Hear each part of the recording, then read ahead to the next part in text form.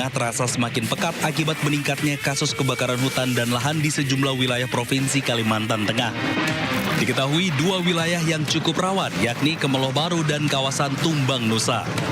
Pemerintah Kota Palangkaraya memaksimalkan upaya pencegahan dan penanganan kebakaran hutan dan lahan, salah satunya pemadaman titik api dengan berbagai cara yang berkolaborasi dengan lintas sektor. Dampak dari kabut asap juga dirasakan para pengendara yang harus menggunakan masker saat melintas di sejumlah ruas jalan, salah satunya kawasan Jalan Yosudarso hingga Bundaran Besar Palangkaraya. Selain itu, bau asap yang terbawa masih terasa dan mengganggu warga yang beraktivitas di luar rumah. Dari Palangkaraya, Kalimantan Tengah, Ade Sata, iNews melaporkan. Kebakaran hutan dan lahan di Kalimantan Selatan membuat sebagian kota Banjarbaru, Kalimantan Selatan diselimuti kabut asap. Kondisi ini sangat mengkhawatirkan. Bagi pengendara, jarak pandang menjadi terbatas, sementara bagi kesehatan menyebabkan infeksi saluran pernapasan akut atau ISPA. Berdasarkan data Badan Penanggulangan Bencana Daerah Kalteng, ribuan titik karhutla telah memicu kasus ISPA naik hingga mencapai lebih dari 66.000 kasus. Warga sempat mengatakan kabut asap disertai bau membuat nafas menjadi sesak. BPBD menghimbau seluruh masyarakat menjaga kesehatan diri dan keluarga dari paparan asap dengan mengurangi aktivitas di luar rumah. Dari Kota Banjarbaru, Kalimantan Selatan, Sairi, iNews melaporkan. Ya, setiap kali musim kemarau datang, kita seperti mengulang cerita lama. Titik api muncul, asap muncul, ISPA muncul, terus ada skenario pesawat dikerahkan untuk waterbombing, dan kita sepertinya mengulang-ulang cerita itu terus tanpa kita menyelesaikan masalah yang sebenarnya. Nah, kita akan membahas tentang, apalagi kalau bukan kebakaran hutan dan lahan di Kalimantan. Nah, ini kembali terjadi dalam 2 pekan ini. Titik hotspot makin banyak terpantau dan kita akan membahasnya bukan hanya dengan senior-senior saya, ada Mas Joni, ada Mas Sucipto dan juga Bang Ike. Kita juga akan terhubung dengan Prakirawan Cuaca BMKG, Mbak Dina Ike. Sudah join ya? Belum. Oke, nanti kita akan berbincang dengan Mbak Dina tentang bagaimana situasi terkini dari pantauan titik hotspot di Kalimantan. Kita akan membahasnya dulu. Kalau tadi pertanyaannya adalah kenapa kita hanya seperti mengulang cerita lama tentang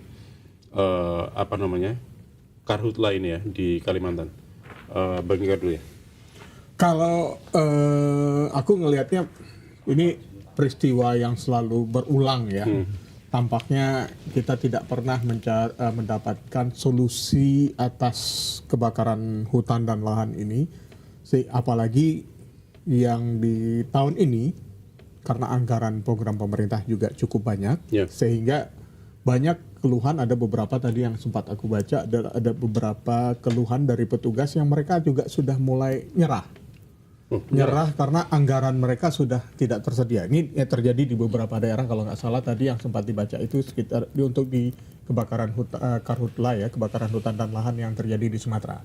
Oh, Sumatera ini. Nah, makanya akhirnya kalau kita lihat di dalam rapat dengan DPR, itu DPR akhirnya meminta pemerintah untuk menetapkan karhutla ini sebagai bencana nasional. Supaya ya sudah, jangan diserahkan ke pemerintah daerah lagi, karena anggaran mereka dengan mungkin karena faktor dana transfer daerah yang dipotong, TKD, transfer keuangan daerah yang mereka dipangkas, akhirnya mereka juga kehabisan dana begitu ada bencana yang seperti ini. Nah, dan ini juga sudah terjadi di Kalimantan juga cukup luas, cukup masif, kemudian ada di wilayah Sumatera juga. Ya sudah sepatutnya sih kayaknya dinyatakan sebagai bencana nasional supaya ini menjadi tanggung jawabnya pemerintah pusat. Jadi perhatian pusat juga. Jadi perhatian pusat. Update-nya soal penanganan dari pusat sudah ada, Om Joni? Kalau update-nya itu pemerintah pusat itu sudah mengerahkan 52 pesawat waterbombing ini ke Kalimantan dan provinsi lainnya yang terdampak karhutla. Jadi Kalimantan Tengah atau Barat? Kalimantan Tengah, Kalimantan Barat, Kalimantan Selatan, terus Jambi, Sumatera Selatan juga itu diantaranya provinsi tersebut yang terdampak karhutla. Jadi emang upaya penanganannya hanya melalui udara, tidak mungkin melalui darat ya. Jadi melepas atau membuang air gitu ke titik-titik hotspot yang terdampak atau masih ada api gitu, karena ini bisa berdampak juga terhadap kesehatan masyarakat sekitar, kemudian berimbas ke negara tetangga seperti Malaysia, Singapura. Nah ini kan jadi citra buruk bagi Indonesia gitu Mas. Ini menarik ya, ngomongin soal Malaysia. Malaysia ini juga satu pulau kan dengan Kalimantan gitu kan, posisinya ada di utara gitu. Nah kalau yang mungkin beredar di sosmed ya, di sosmed banyak, satu pulau ini tapi posisinya beda negara aja. Nah yang banyak hotspotnya itu adalah yang wilayah Indonesia doang nih, sementara yang di Malaysia, Brunei bahkan ya, Brunei nggak ada tuh, Malaysia juga nggak ada tuh. Nah ini bisa kayak gitu gimana? Kalau menurut guru besar UNS ya, itu sempat dibahas soal itu, dan memang dari hasil penelitian memang luas lahan gambut di wilayah Indonesia itu lebih luas dibandingkan. Jadi gambutnya ini ya, gambutnya ini yang menyebabkan karhutla di Indonesia ini lebih banyak titik-titik spotnya gitu.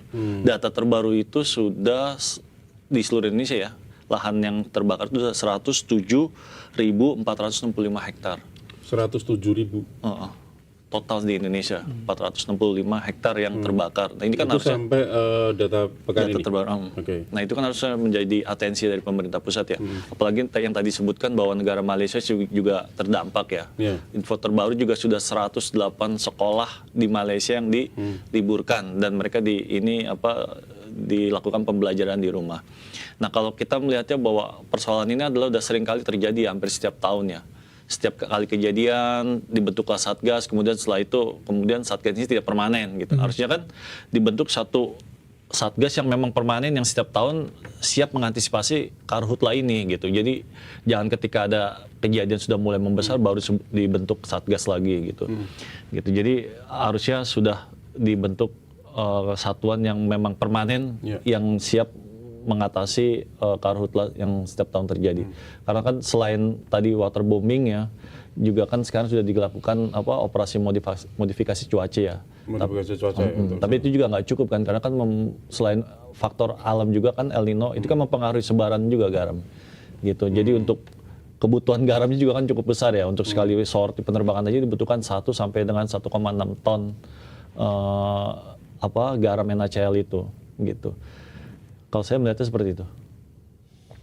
Ini cukup menarik juga, Bung Teguh. Ini Malaysia selalu juga ikutan protes ya. Betul. Malaysia juga selalu ikut protes setiap terjadinya karhutla karena mereka asapnya yang ya karena angin, lagi-lagi karena angin. Kita bicara karena angin saja. Kita nggak usah sebut siapa pejabatnya yang menyebutkan karena angin itu. Kayaknya waktu itu pemilihan pilpres tuh kayaknya. Angin kan nggak punya KTP. Angin tidak punya KTP. Terus kalau kita lihat kan selalu protes. Kalau kita bicara kepada dampaknya yang selalu tiap tahun terjadi itu adalah kita selalu memperhatikan tadi kalau Mas Cipto menyampaikan bahwa yang sering terjadi kenapa yang di Malaysia bagian utaranya Kalimantan itu tidak pernah terdampak karhutla. Kemudian Brunei juga mungkin Brunei lebih kecil lagi negaranya gitu ya. Karena mereka tidak punya lahan. Dan kalau Mas Cipto tadi menggambarkan bahwa lahan gambut itu banyak di arealnya Indonesia. Dan memang kalau kita lihat dari peta yang hotspot yang ada ini, yang di wilayah Kalimantan saja, memang yang paling banyak menimbulkan terjadinya karhutla itu di konsesi sawit, oil palm concession. Jadi sangat luas sekali di konsesi sawit. Nah, beberapa perusahaan Malaysia juga punya sawitnya ada di wilayah Indonesia, baik di Kalimantan maupun di Sumatera gitu loh.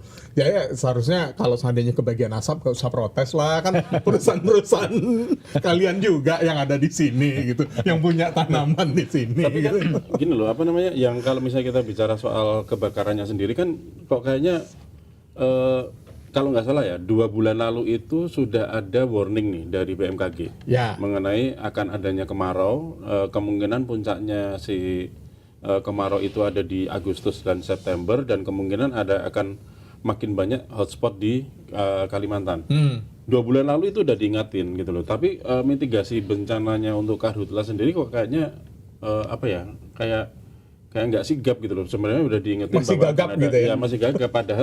Padahal kita tahu ya, bencana ini kan beberapa tahun lalu sempat menghebohkan Ya. dunia kan bahkan kan gitu loh.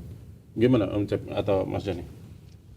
Ya mungkin tiap tahun itu pemerintah hanya template aja ya. Jadi ada kasus Kalau asapnya belum ganggu banget, udah biarin aja dulu gitu Iya, atau gimana? mungkin pemerintah juga punya skala prioritas ya, asapnya sedikit atau asapnya tidak mempengaruhi tetangga, mempengaruhi provinsi lain, ya penanganannya ya biasa aja.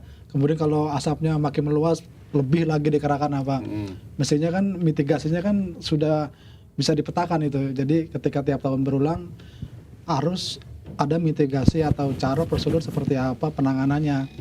Jadi misalnya sebuah provinsi misalnya di Kalimantan Selatan ada api, misalnya bisa dibentengi atau dicegah supaya tidak meluas ke tempat lain. Caranya seperti apa kan pemerintah paham seperti itu penindakannya. Kalau Satgas itu sendiri Satgas itu kan masih ada terus kan? Satgas Karhutla itu? Atau begitu padam atau begitu selesai isunya dibubarin atau gimana?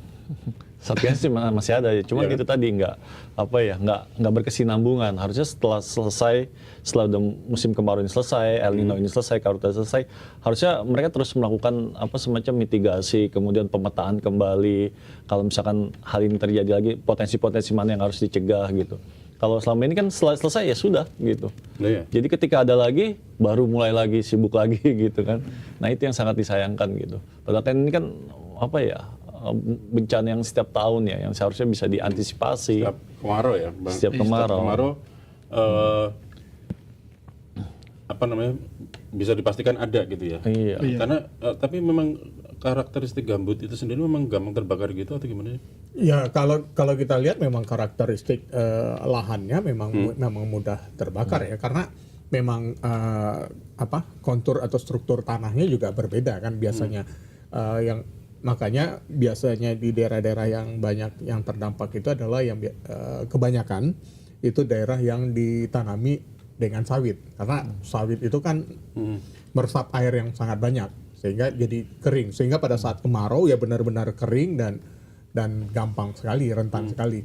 Kalau kita perhatikan kadang-kadang hal sederhana saja yang di wilayah Sumatera, Kalimantan ya, pada saat aku pernah beberapa kali jalan ke daerah-daerah yang hutan industri ya, yang biasanya digunakan untuk pulp and paper ya, untuk lahan untuk kayu-kayu yang biasanya digunakan untuk kertas. Itu biasanya di pinggir-pinggir kita mau melintas itu ada rambu-rambu, jangan buang puntung rokok sembarangan gitu. Karena itu gampang sekali akan memicu percikan api. Di Kalimantan pun, pada saat di Kalimantan Timur pun aku sempat jalan, sering juga di pinggir-pinggir hutan itu juga ada warning seperti itu. Ya. Artinya memang perlu kita waspadai. Dan ini ya memang perlu perbaikan mitigasi ya. Perlu perbaikan mitigasi, karena kalau kita lihat ya BMKG nggak mungkin tidak memberikan support atau informasi bahwa ini udah bahaya sekali loh ya, udah rentan. Artinya seharusnya sudah siap. Ini ngomong-ngomong BMKG